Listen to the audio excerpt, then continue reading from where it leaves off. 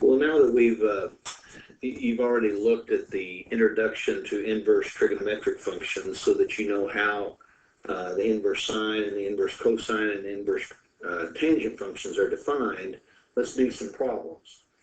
And so we begin with this first problem.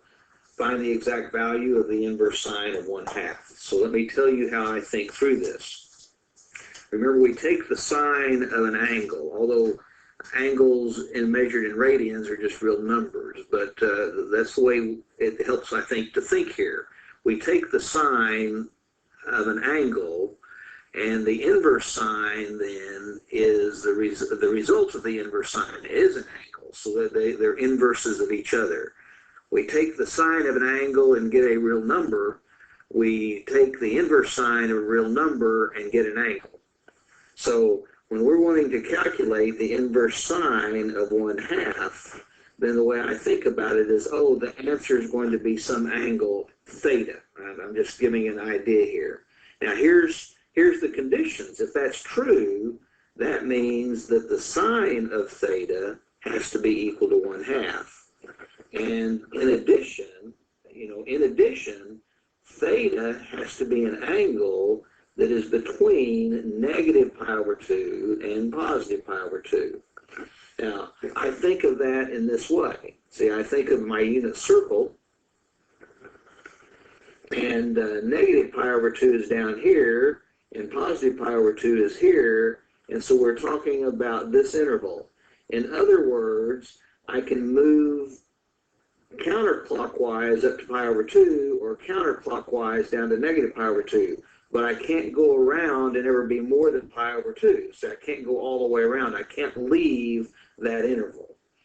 Okay, well then here's the next thing I do is where in fact is, you may think I have all these memorized, but I don't. Now I'm thinking, and I probably should have made that bigger and I wouldn't need 2 diagrams. I have a sine value, sine of an angle is 1/2, and the sine happens to be the second coordinate along the unit circle, doesn't it? And so I think, well, there's about where 1/2 is, and so what angle would this be that would put me over there? Oh, that's pi over 6, isn't it?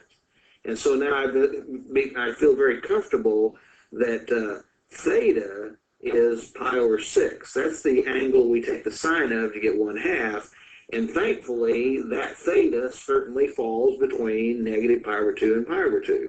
So our conclusion is then that the inverse sine of 1/2 is theta, which is pi over 6, and we have our result. Well, let's look at the next example. Let me write that down. Okay, as you see here, we're to find the exact value of the inverse cosine of negative 1/2. Now, before we get very far along here, let me draw a unit circle again. This just for, remember, unit circle means the radius is 1 and we're centered at the origin, so we know this is up here at 1. Now, here's what I remember about the inverse cosine function. The result of finding an inverse cosine has to be an angle that's between 0 and pi. So, again, I know inverse cosine gives me a result that is an angle. So if I want to calculate this, I say, okay, well, let's call the inverse cosine of negative 1/2. Whatever that is, we know it's an angle, let's call it theta. Now, that leads us to this idea that this is the rest of what we know. We know that the cosine of that angle has to be negative 1/2. That's the whole idea about the relationship between the inverse cosine and the cosine itself. And the theta, just as I've drawn in the diagram, has to be an angle between 0 and pi. And so now I come over here and I start thinking, okay, well, looking at this diagram, if the cosine of my angle is negative 1/2 and the cosine is the first coordinate, and this is about where negative 1/2 would be for the first coordinate, and that would put me in this position. Now, clearly, I could go and make a negative angle. That is, I could start at 0 and go clockwise, But if I do that, I'm leaving my interval. See, then I'm less than 0 for my angle. And so we're just looking at how we get to this position, okay? And so we would move here and stay within the interval. Now, what angle would that be that puts us right there? Okay, oh, well, I remember that. That's 2 pi over 3, isn't it? That's the angle 2 pi over 3. And so now we know that since the angle 2 pi over 3, in fact, lies in the interval, and the cosine of 2 pi over 3 is negative 1/2, then our conclusion is theta itself is 2 pi over 3. That is, okay, that is that the inverse cosine, of negative 1/2 is 2 pi over 3.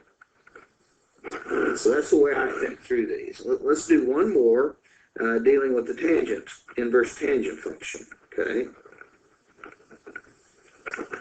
Find the exact value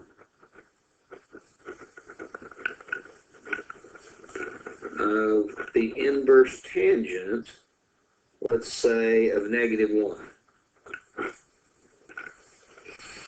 Now, here's what I remember about inverse tangent right away.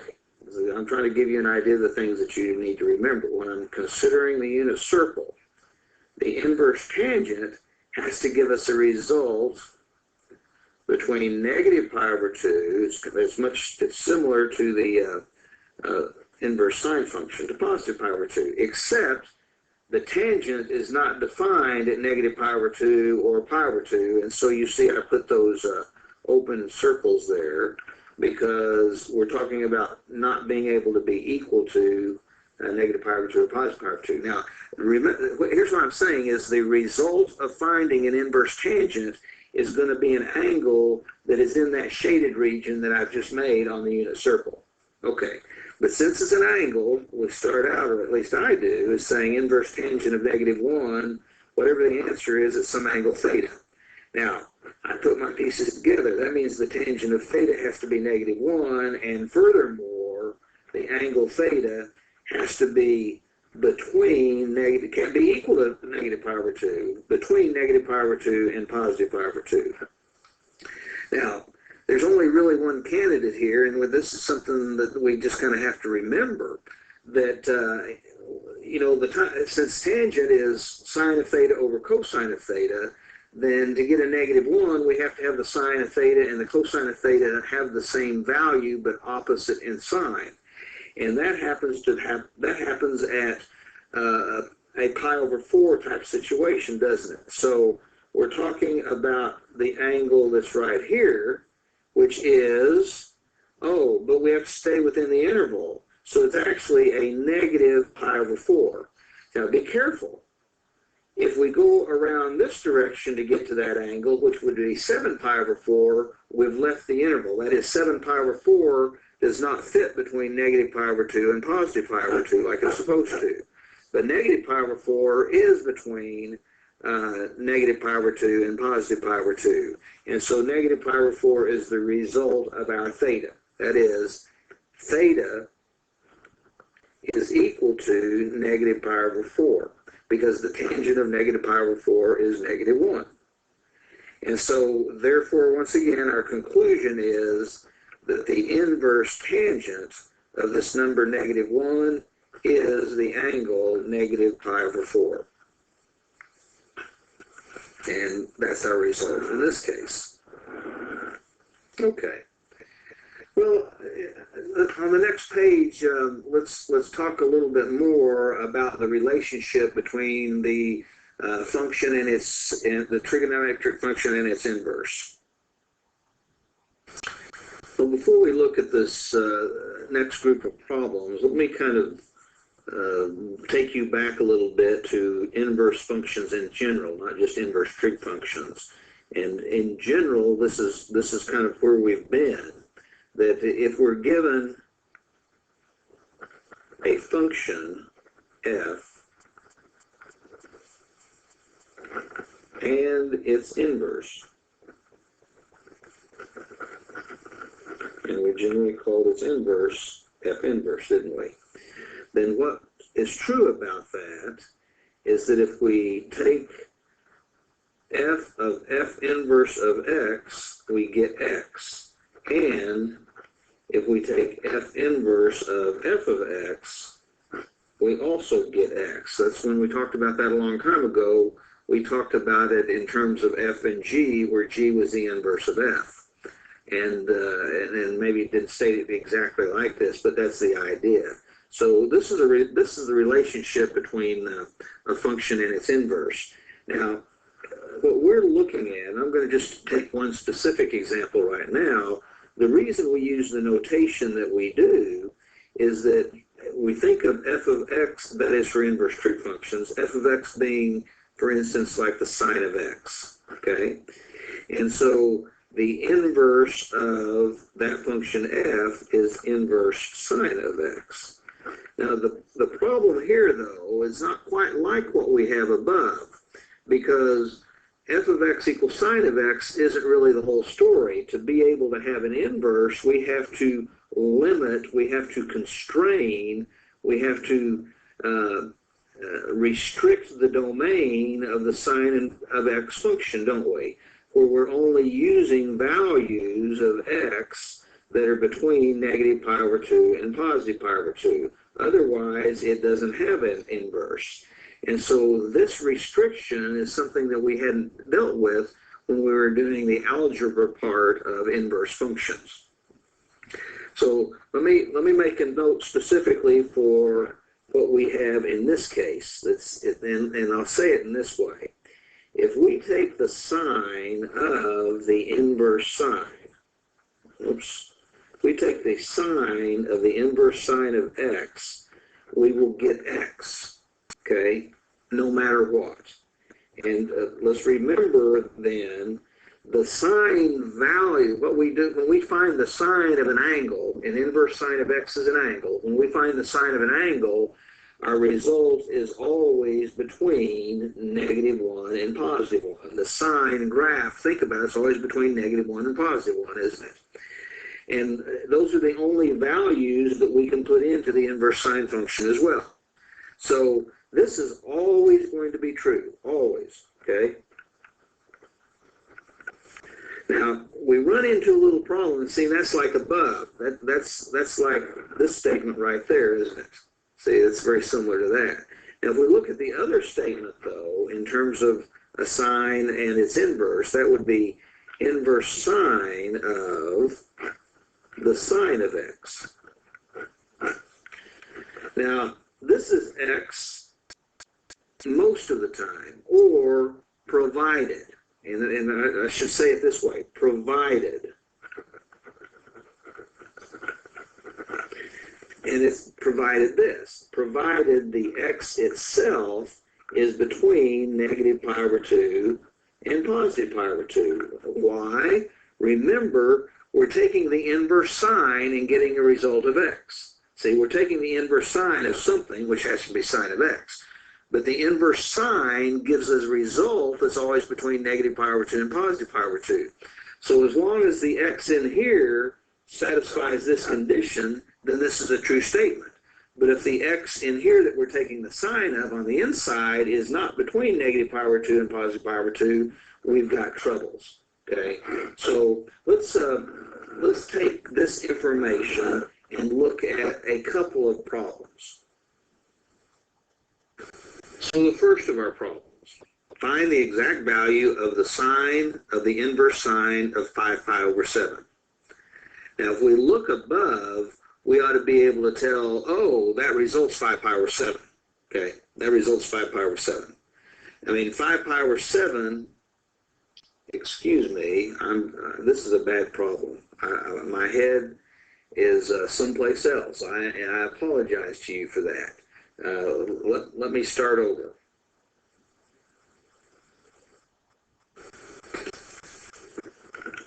Okay, as you can see, I've changed the problem. The one I wrote down is not appropriate for us here. Find the exact value of the sine of the inverse sine of 2/7. And this is like f of f inverse of 2/7, and the result will be just 2/7. And that's, you know, that's not a problem. We ought to be able to answer it directly that way. But And if we kind of look at the above arguments that we've got, since that 2/7, of course, is between -1 and +1, then that's just the answer. But let me pause here, not really pause, but kind of take a time out. And what we know is the inverse sine gives us an angle, doesn't it? Okay, so it gives us an angle. And so if we call theta the inverse sine of 2/7 temporarily, see, if theta is the inverse sine of 2/7, well, one thing that tells us is that if we take the sine of theta, we get 2/7. And of course, that's exactly what we're doing above, isn't it? We're taking the sine of theta, so we get 2/7, and you see how that fits together. Okay, so all is good, and it's really that simple if we recognize it. Now, let's turn this around and have inverse sine of a sine value. Okay, so let me come up with a different problem here. Okay, here we're supposed to find the exact value of the inverse sine of the sine of 7π/10. Now, the inverse sine gives a result, okay, gives a result that is an angle. So I understand, I just don't want to write this again. When we take the inverse sine of something, and we see what it is over there, when we take the inverse sine of something, we get an angle result. And it's an angle in which, when we take the sine of that angle, we get the result that's in here. So in this case, what the result is in there is the sine of 7π/10. Okay? So that would seem to say we've got to have an angle so that the sine of theta is the same as the sine of 7π/10, and we might think, well, then theta must be 7π/10. See, we might think that. But here's the problem. Here's the problem. Under these circumstances, the inverse sine has to give a result that's between -π/2 and +π/2.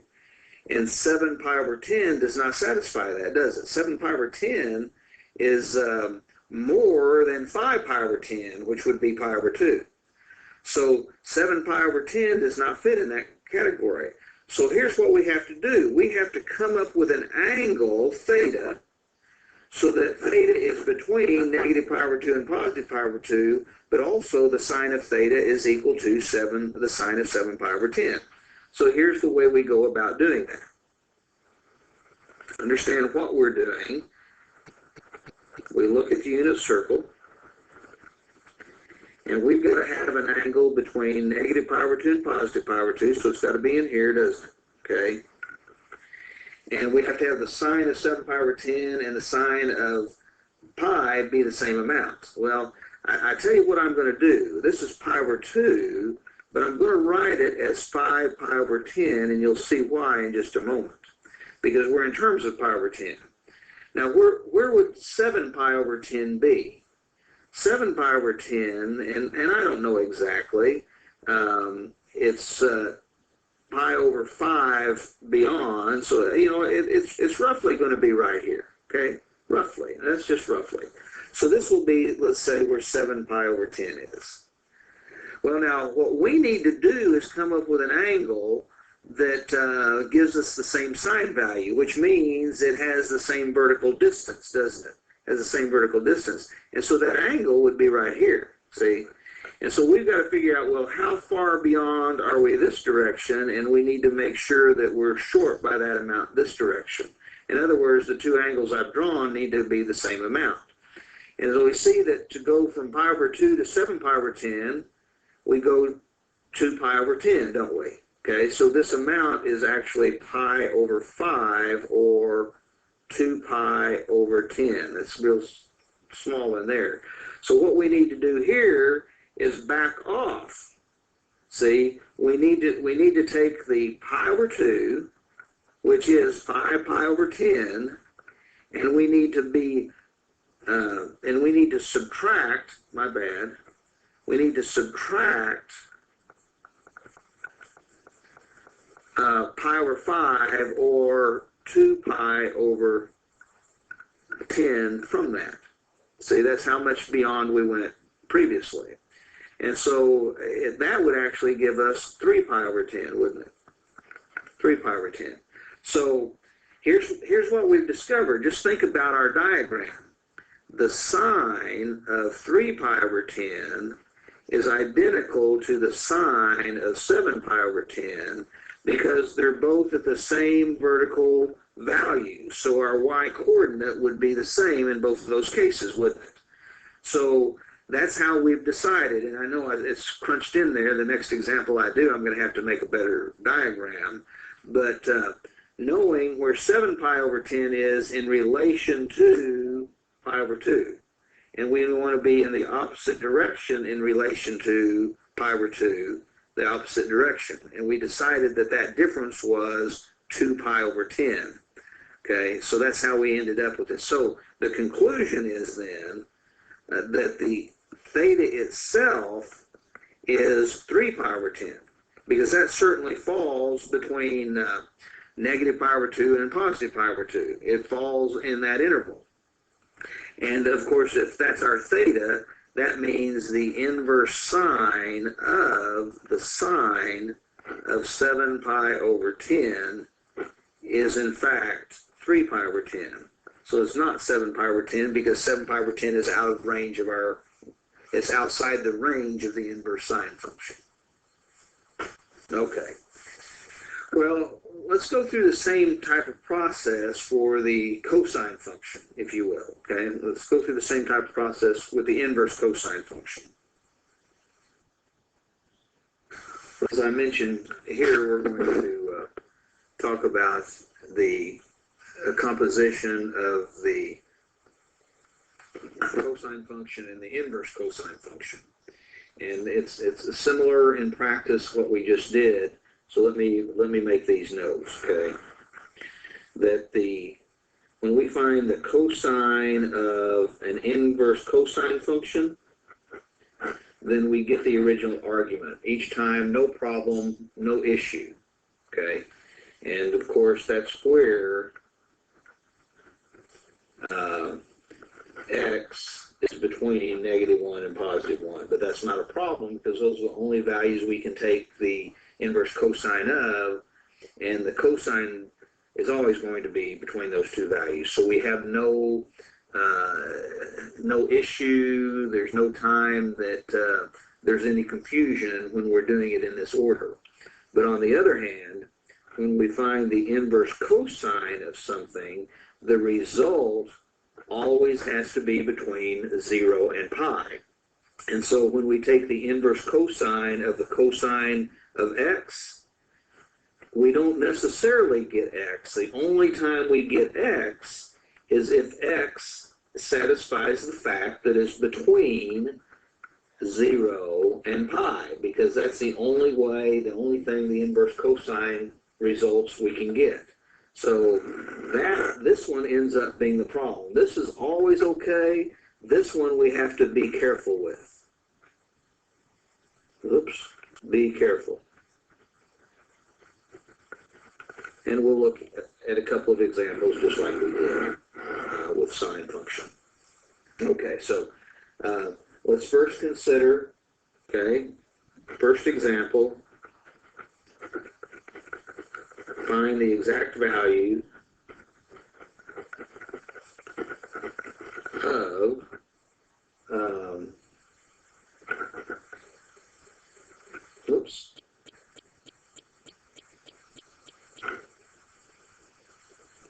the cosine of the inverse cosine of the inverse cosine, let's say of, I don't know, of 0.371. Well, again, because of the order we're doing it, we're going to take the cosine of an angle, and as long as we're taking the cosine of angle, we're always going to get a result between -1 and +1. And so that's actually this argument, isn't it, is between -1 and +1, just like we see in the very first line from above. So there's no issue at all here. The cosine of the inverse cosine of 0.371 is in fact 0.371. No problem. The problem is when we have those reversed, the inverse cosine of a cosine. And that's what we'll do next. Well, I keep goofing things up. It's a Friday afternoon, and it looks like it for me, doesn't it? It looks like I'm looking forward to the weekend. What we're supposed to do is find the exact value, I kind of messed that up, of the inverse cosine of the cosine of 9 pi over 7. Now, once again, the inverse cosine can only give a result. See, let's not even worry right now about what's in here. Whatever's in here can only give a result that is between, see, that's this whole idea, that's between 0 and pi. See, we can only get it's an angle. It's going to be an angle, and that angle result has to be between 0 and pi. Okay? That's what it's got to do.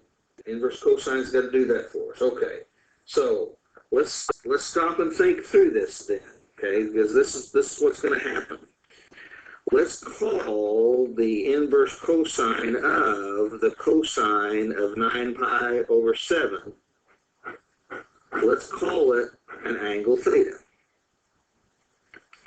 And so here's what we know. So whatever this number is, we know that when we take the cosine of theta, as the problems we worked on before, when we take the cosine of theta, then we get what we're taking the inverse cosine of. So the result will be equal to the cosine of 9 pi over 7.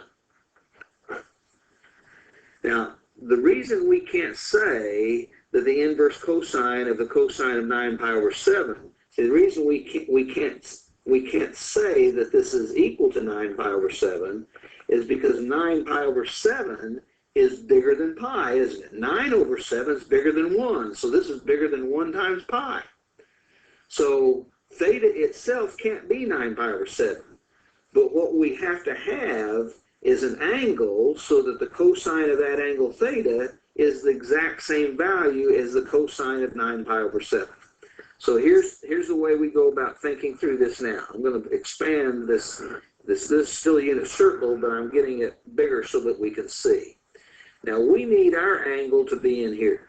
See, we need our angle to be in here. Now, 9 pi over 7, and I'm just making a reference here. I need some space, and this, I'm not trying to draw this to scale, but 9 pi over 7 is bigger than pi. So let's say this is where 9 pi over 7 is. So, you know, we've gone around like this. That's 9 pi over 7. Well, what is this amount? See, if right here is pi, and if we could write pi as 7 pi over 7, couldn't we? So this distance that we've got right here, this angle that we've got right here, this little angle right here, okay, this little angle right there is what? Oh, that's 2 pi over 7, isn't it? Now, the cosine of this angle will be exactly the same as the cosine of an angle like this. Now, I say exactly, and I haven't done a good job of drawing it, but you understand that they're supposed to have the same x value, okay? I just don't have a good drawing. So if we back off by that same amount, which is 2 pi over 7, so if we take 7 pi over 7, if we take pi, see, if we take pi and subtract the 2 pi over 7, that's the angle that will have exactly the same cosine as 9 pi over 7. And when we do this calculation, pi is 7 pi over 7. And when we subtract 2 pi over 7, then we get 5 pi over 7. So the conclusion is then that the cosine of 5 pi over 7 is exactly equal to the cosine of 9 pi over 7. I don't know what it is, but those two have the same value. Okay, well, 5 pi over 7 is an angle that is in the interval that I'm interested in. It's between 0 and pi, isn't it? It's between 0 and pi. So now I know that that's the theta that I need. Okay, And what did I call theta? Well, theta was my answer, wasn't it? That's the answer to this problem. And so our conclusion is then that the inverse cosine of the cosine of 9 pi over 7 is theta, and we discovered that theta is 5 pi over 7, not 9 pi over 7. Okay, and for the reason that we talked about a while ago, that once in a while, you're not going to have trouble each time. You know, for instance, if we looked at a brand new problem and we said, okay, find the exact value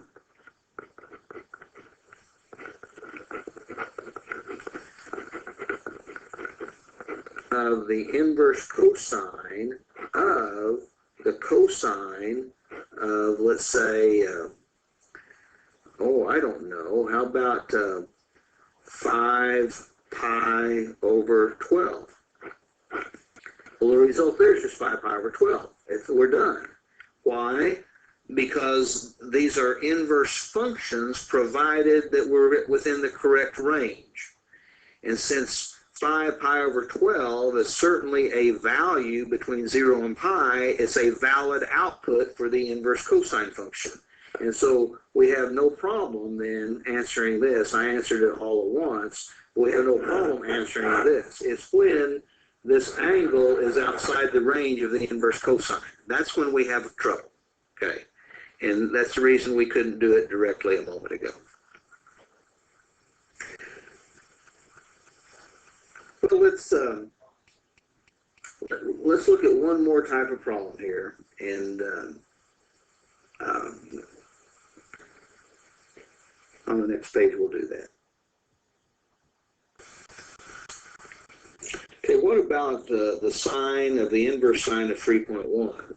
And I suppose I fibbed to you a little earlier, because I said when we have it in this order, sine or cosine of its inverse function, I said we don't have any trouble. But here, in fact, we do have trouble, because let me ask you why, stop and think for a moment, why that can't be equal to 3.1.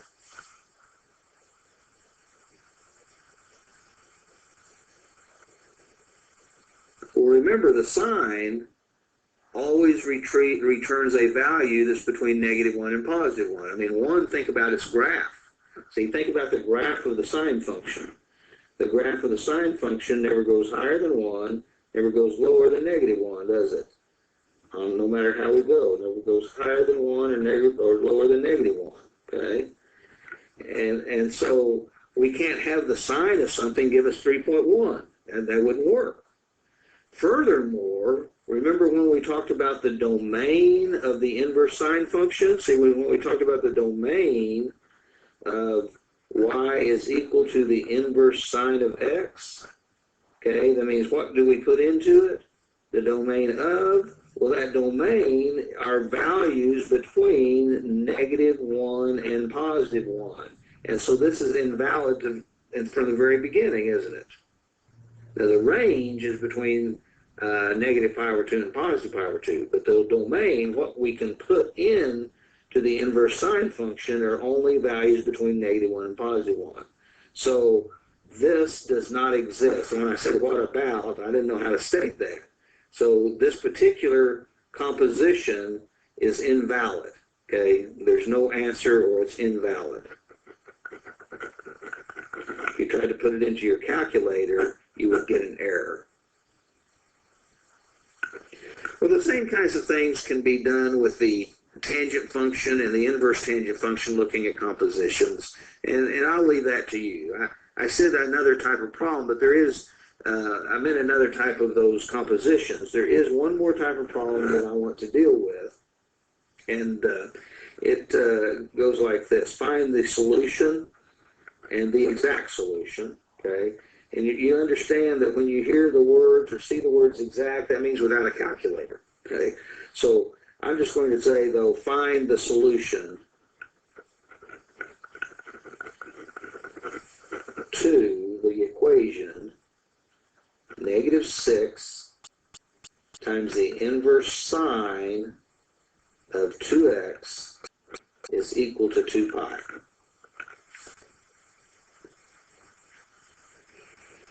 So, like I would approach most of these problems,